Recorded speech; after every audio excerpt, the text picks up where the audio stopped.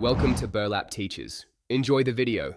In this video, I shake, blend, or stir to mix ghost whey depending on texture you prefer and time available.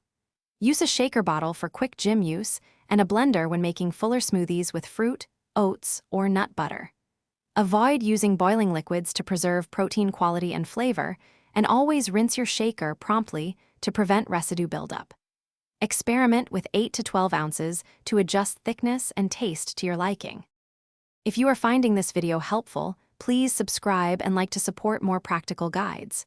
Quick recommendation: the Echo Dot smart speaker brings music, timers, and hands-free control to your kitchen or workout space, which makes mixing and timing shakes easier and more fun.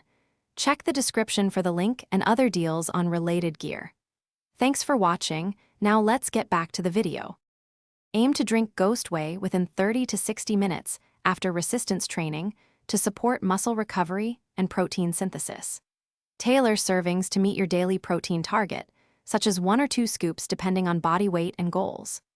Pair your shake with carbohydrates like a banana or toast to speed glycogen replenishment and aid recovery, and always track total daily intake rather than relying solely on supplements for nutrition.